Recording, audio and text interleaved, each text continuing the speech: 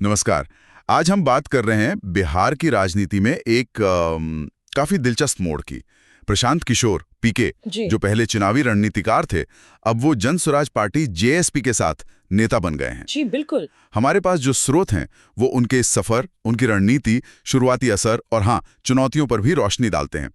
तो कोशिश करते हैं समझने की कि ये नई ताकत बिहार की राजनीति में क्या गुल खिला सकती है। हाँ, ये सफर बहुत ध्यान खींचने वाला तो है ही। मतलब पर्दे के पीछे से एकदम सामने, वो भी बिहार जैसे राज्य में, ये अपने आप में बड़ी बात है। तो ये सब शुरू हुआ मई 2022 में जन स्वराज अभियान से। हाँ पीके ने हजारों किलोमीटर की पैदयात्रा की। हाँ, सुना है काफी घूमे थे वो। गांव-गांव गए, लोगों से मिले और कहा कि बिहार के लिए एक 15 साल का गवर्नेंस ब्लूप्रिंट बना रहे हैं। और फिर 2 अक्टूबर 2024 को इसी अभियान ने पार्टी का रूप ले लिया, जन स्वराज पार्टी।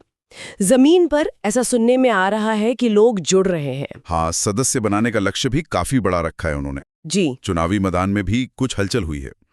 अप्रैल 2023 में वो सारण शिक्षक विधान परिषद सीट थी ना? हाँ, अफाक अहमद जीते थे, जेएसपी समर्थित उम्मीदवार। बिल्कुल। वो उनकी पहली एक तरह से विधायी जीत थी। हाँ, पर वो शिक्षक निर्वाचन क्षेत्र था। असली टेस्ट तो जाहिर है आम चुनावों में होता है। सही कहा। अक्टूबर 2024 के उपचुनावों में भी उतरे थे 4 सीटों पर। जीती तो कोई नहीं। हाँ, कोई नहीं जीती, लेकिन 2 जगहों पर करीब 10% वोट शेयर मिला। तो ये दिखाता है कि कुछ तो बेस बन रहा है शायद, पर इसे सीटों में बदलना वो अभी बड़ा चैलेंज है। अच्छा, अब आते हैं उनकी रणनीति पर। ये काफी इंटरेस्टिंग लग रही है। हाँ, ये MY और MD वाली बात। जी। कहा जा रहा है कि पीके की नज़र आरजेडी के पारंपरिक यादव मुस्लिम MY वोट बैंक पर है और वो बनाना चाहते हैं एक मुस्लिम दलित MD गठजोड़। और इसके लिए कम से कम 40 मुस्लिम उम्मीदवार उतारने का वादा भी किया है। हाँ, और साथ ही ये भी है कि 75 अति पिछड़ा वर्ग EBC उम्मीदवार भी उतारने की योजना है। तो ये तो सीधा जेडीयू और बीजेपी के वोट बैंक में भी सेंध लगाने की कोशिश हुई। बिल्कुल, मतलब आरजेडी और जेडीयू बीजेपी दोनों के लिए चैलेंज। हाँ, ये बिहार के जो स्थापित जातीय समीकरण है ना, उनको सीधे चुनौती देने का प्रयास है। ये सोशल इंजीनियरिंग कितनी कामयाब होती है, ये देखने वाली बात होगी। उनके प्रचार का तरीका भी काफी आक्रामक है। बिहार को विफल राज्य कह रहे हैं। और नीतीश कुमार पे भी टिप्पणी की है, मानसिक रूप से थका हुआ। हाँ, और लालू यादव और परिवारवाद पर भी सीधा हमला। बेरोजगारी का मुद्दा उठा रहे हैं जोर शोर से।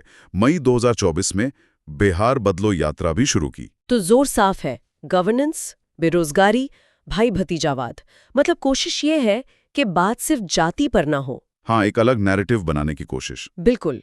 शायद वोटर्स का एक तबका इससे कनेक्ट करे। और जून 2025 में एक बड़ा वादा भी किया है उन्होंने, शिक्षा को लेके। हाँ, वो वाला कि अगर सरकारी स्कूल नहीं सुधरे तो प्राइवेट स्कूल की फीस सरकार देगी। जी, ये तो काफी बोल्ड स्टेप लगता है। निश्चित रूप से ऐसे वादे बहस को गवर्नेंस की तरफ मोड़ने में मदद करते हैं। खैर, जेएसपी के आने से खलबली तो मची है बाकी पार्टियों में। बीजेपी ने तो आरोप भी लगाया है। फर्जी सोशल मीडिया अकाउंट बनाने का। जी।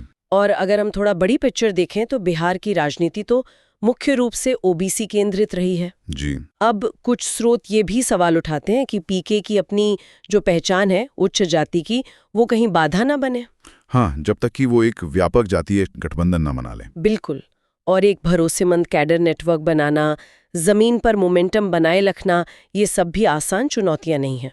तो कुल मिलाकर ये कहा जा सकता है कि प्रशांत किशोर और जेएसपी ने बिहार की राजनीति में एक नया एंगल जरूर डाल दिया है। हाँ, हलचल तो है। और 2025 के आखिर में विधानसभा चुनाव होने हैं, तो उससे पहले ये समझना जरूरी है कि उनकी वजह से समीकरण कैसे बदल सकते हैं। बिल्कुल।